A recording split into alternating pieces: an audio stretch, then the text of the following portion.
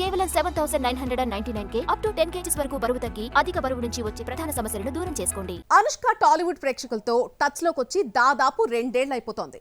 Miss Shetty, mister Polisetty తర్వాత madam తెరపై కనిపించలేదు. ఘాటీకే ఈ పాటికే పలకరిద్దామనుకుంటే అనుకోకుండా గ్యాప్ వచ్చేసింది. దీంతో స్వీటీని బాగా మిస్ అవుతున్నారు ఫ్యాన్స్ అంతా. కానీ ఇకపై ఆ ఛాన్స్ ఇవ్వనంటోంది దేవసేన. స్టార్ హీరోలే కాదు, టాలీవుడ్ టాప్ హీరోయిన్ అనుష్క కూడా ఏడాదికి ఒక్క మూవీతో పలకరించడం కష్టమవుతోంది. బాహుబలి చిత్రాల తర్వాత దేవసేన నుంచి కేవలం 3 చిత్రాలే వచ్చాయి. పెరిగిన ఇమేజ్ ని దృష్టిలో పెట్టుకుని ఆచితూచి స్క్రిప్ట్స్ ఎంచుకుంటోంది. కానీ సినిమాకు భారీ గ్యాప్ ఇచ్చి ఫ్యాన్స్ తో టచ్ కోల్పోతోంది. సోషల్ మీడియాలో కూడా పెద్దగా యాక్టివ్ గా ఉండని స్వీటీ జస్ట్ సినిమాకు సంబంధించిన విషయాలను మాత్రమే షేర్ చేస్తూ ఉంటుంది. భాగమతి నుంచి నిశ్శబ్దానికి 2 ఏళ్లు, మిస్ శెట్టి అండ్ మిస్టర్ పోలిశెట్టికి 3 ఏళ్లు గ్యాప్ తీసుకున్న అనుష్క ఘాటీ కోసం 2 years టైం తీసుకుంది.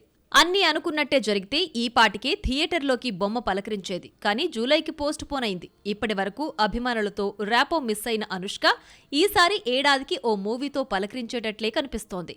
ఘాటీ జూలై 11న చేస్తే మలయాళంలో చేస్తున్న కథనార్ కూడా ఈ ఏడాది ఎండింగ్ కి లేదా నెక్స్ట్ ఇయర్ స్టార్టింగ్ లో రిలీజ్ కానుంది. ఇదే కాదు, మరో ఇంట్రెస్టింగ్ బజ్ ఒకటి కోలీవుడ్ లో నడుస్తోంది.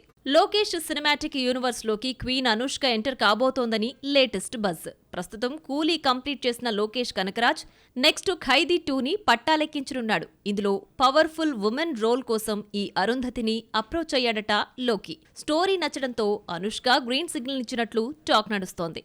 ఖైదీ 2లో పవర్ఫుల్ లేడీ గ్యాంగ్స్టర్ గా చూపించబోతున్నాడట.